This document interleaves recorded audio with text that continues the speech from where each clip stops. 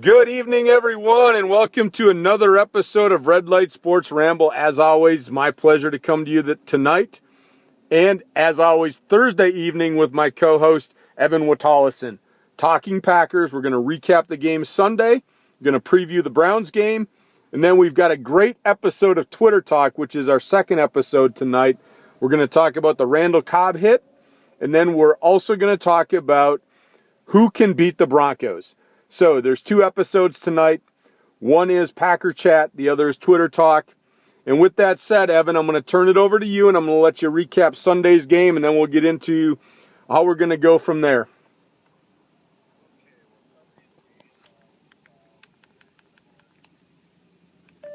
Game where the Packers couldn't quite get in the end zone, and they had to settle for, put in 2 field goals. But we did see a defense that played outstanding. It's probably the best I've seen the defense play in quite a while. They controlled the line of scrimmage. A.J. Hawk played out of his mind. Casey Hayward had a big game. Devon House had a pretty good first half before they took him out. And Eddie Lacy ran the ball hard. Rodgers, unfortunately, did look a little off once again. And part of that obviously had to do with the loss of Randall Cobb to his broken tibia, which he'll be out for about 8 weeks. And then James Jones with his sprained PCL. So I'm sure that had a lot to do with Rodgers looking a little bit off. He wasn't on the same page as Boykin. But, it's one of those wins, like the Detroit game. It wasn't a pretty win, but it's just one of those that you have to have if you're going to make a deep playoff run. You have to win the ugly games.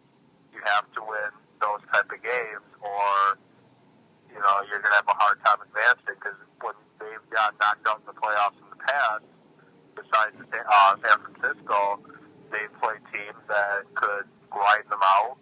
Well, even I guess San Francisco kind of grinds it out a little bit, but they just had a lot of big plays. So you're going to run into those teams that can grind it out, keep the ball out of your offense's hands, and score points and keep your team off the field. And the Packers are starting to become that team. They're starting to become the team that can grind out a win, keep the other team's offense off the field, keep the other team's defense on the field, and just tire them out and put just enough points on the board to win. And it wasn't a pretty win, but it was an encouraging win. Even with the injuries that they had, the guys stepped up for the injured guys, which is nice to see.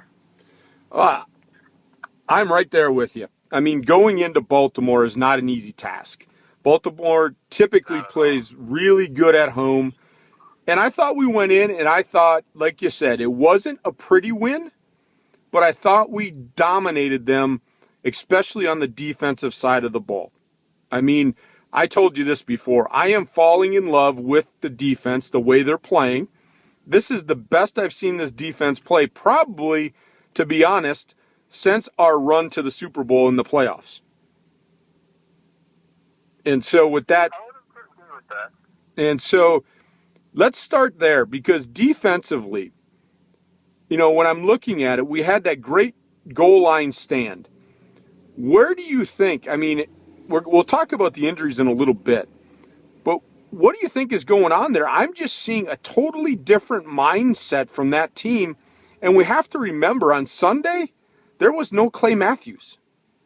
And that defense really played well. So tell me why you think we're playing so well, especially against the run. What mainly I think it has to do with the addition of one guy, and that's Johnny Jolly. That Super Bowl year they had a defensive lineman in Colin Jenkins that can disrupt things at the line of scrimmage, disrupt things in the backfield. And since Colin Jenkins left, they've been missing that, and they've been missing, just an attitude to that D-line. And with Johnny Jolly, Johnny Jolly's not going to put pressure on the quarterback, but he's taking out blockers, keeping them, at the line of scrimmage or even moving them back, and it's freeing up the linebackers like A.J. Hawk, like Vladimir on Sundays, freeing them up to make the plays. And, Johnny Jolly and then Dayton Jones had a strong day on Sunday. He didn't do anything too special, but he did his job, and he, kept helped them keep control of the line of scrimmage. That's what's going to help them win games, keeping control of that line of scrimmage. And, with Johnny Jolly and being able to keep E.J. Raji fresh, and with how Mike Daniels is playing, and Dayton Jones, and it's been a huge help this year. They really missed what Johnny Jolly is bringing to the table this year in the past couple of seasons. Oh, I agree with you. When we lost Kellen Jenkins that year, I'd mentioned to some people, that's our biggest loss in free agency. Because what it does now is there's no more double team in the middle. Raji's going to have to play more. But I agree with you. Jolly is allowing Raji to get some rest. But there's a guy that I'm becoming really impressed with early in the season, and that's our rookie, Micah Hyde. On that goal line, he really stepped up into the hole to make sure that if we didn't stop him, he was right there, and that play was going nowhere. I've been impressed with his progress in the first couple of weeks of the season, and now he's also going to take over punt returns. So you and I had talked about this in the pre-Ramble talk. Talk to me a little bit about him defensively, and then tell me what he brings to the table on special teams that we might like about him. Well, to the defensive side of the ball, Michael Hyde brings you somebody that has good ball instincts. Like he's good at tackling. He's good with ball instincts. He's good at finding the football and making a play. He's not going to be someone that's going to be able to cover, Calvin Johnson or Antoine Bowden or whatever insert receiver there. If he's being matched up one-on-one coverage, you're going to pay. But he has good instincts on the ball. He makes plays, and he works his butt off to make those plays. He's a gamer. He's very good at coming off from the slot and getting pressure off the quarterback that way, as we saw on Sunday that with the sack that he had, and he did force a fumble there that the Ravens ended up recovering. So he's just going to be someone that's going to be in the right place at the right time. And on special teams, one thing that I really like seeing from him is he ran north himself. He didn't try to dance or didn't try to, do whatever back there. He went north himself. And that's something that Jeremy Ross struggled with. Jeremy Ross tried to go left, tried to go right, gone backwards, then it goes, oh crap, and next thing you know, it's like a 3-yard gain, even though he ran about 40 yards, left and right. Micah Hyde gets, north-south, and he gets us about, 8 to 10 yards per return, if not a little bit more. And that's what we're going to need from him to, switch field position. Oh, I agree with you. Give me the 10 yards. Give me the positive 10 yards on the punt. I'll take that any day, any time. I don't need a 70-yard touchdown. I just need some positive yards. And I also need ball security. And so I think the only thing that scares me with Micah Hyde, being a rookie, is ball security. He may be doing well right now, but you and I both know he's still a rookie. And so the only thing that scares me is he going to hold on to the ball?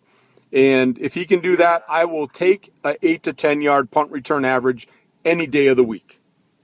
Yeah, that's the concern I have with the Packers overall, is just how many rookies they have playing right now in key positions. They have a lot of, rookies in key spots, especially, running back. They're going to need a wide receiver. They have a key spot on the offensive line, outside linebacker. They have a lot of rookies playing, and, rookies can make mistakes. So that's, one concern I do have with, same with Hyde being a rookie, but just overall, just how many rookies Packers have to play. Yeah, I mean, it is very evident, and right now I think they're holding their own, but you and I both know as these games start getting very important, and we haven't got to the meat of our schedule yet, which is, of course, the NFC North games. If we run the table in the North, of course we're going to win the division. And so I don't think they're up to that battle-tested time yet. So only time's going to tell. But again, like you, it's a concern of mine. Is one of these rookies going to make a mistake that's going to cost us a game? I hope not. But, I hope not too. But they are rookies, like you said, and we don't know if that's going to happen. And, it could, because we do have a lot of young guys playing. And that is very much of a concern. But, with that said, one of the young guys that is very impressive, and I believe that, I don't know if he won it, but I think he was nominated for Offensive Rookie of the Year, was Eddie Lacy. Had another great game. It was nice to see him get his first 100-yard game. but I thought he really ran well. But what I want to pose to you, Evan, is our running game is just night and day from the last couple years. And, the scheme hasn't changed. Is our offensive line that good in run blocking? Or are we just calling the right plays at the right time and catching the defense off guard? What is your take on our running success? Because we're doing a hell of a job running the ball. I think a lot of it has to do with Eddie Lacy as a whole, and then the game that, Franklin and Stark, played earlier this season. I think it more has to do with them. James Starks wasn't healthy at all last year. And, the guys they had last year in Green and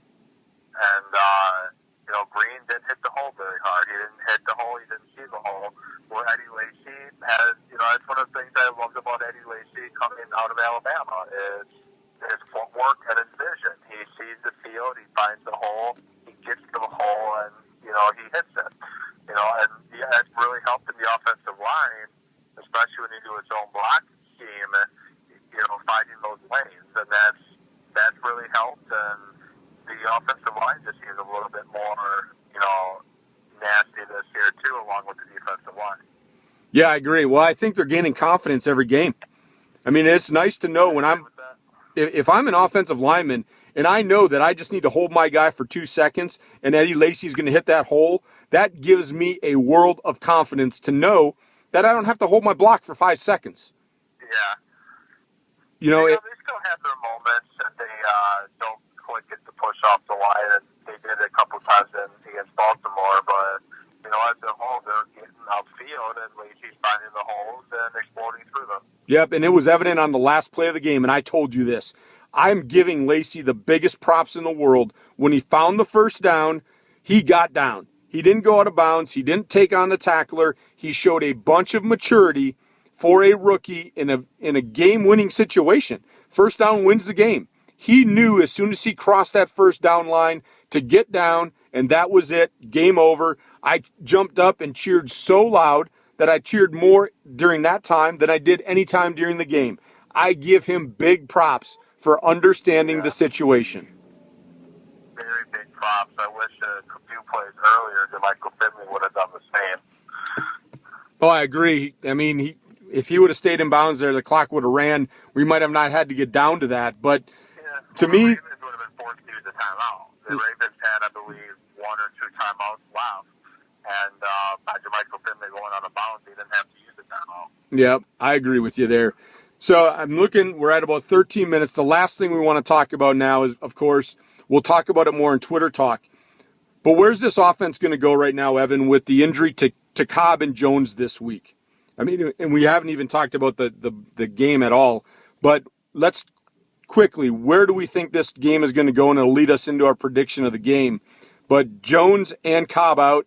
Where are we going to go with the ball? I'm going to say they're probably going to look at trying to get Finley more involved, and I will be surprised to see Boykins bounce back from his rough start on Sunday. I think that's where they're going to go, and they're going to feed Lacy a lot on Sunday. I would agree with you. I mean, it's going to be tough. I mean, Rodgers is really going to have to be precise this week. I think he's going to have to step up, be a lot more accurate. The young guys are going to have to step up. And offensively, I think we might struggle this week because the Browns have a very good pass defense, very good run defense. So it might be another one of those ugly wins. But I'm going Packers 24, Browns 10. That's my prediction. What's yours, bud? 17-13 Packers. So we're both in agreement. This isn't going to be an offensive juggernaut again. Might be another one of those sloppy games that we see. But with that said, folks, that is Packer Chat for tonight. Stay tuned because Twitter Talk is coming right up after I publish this. Talk to you soon,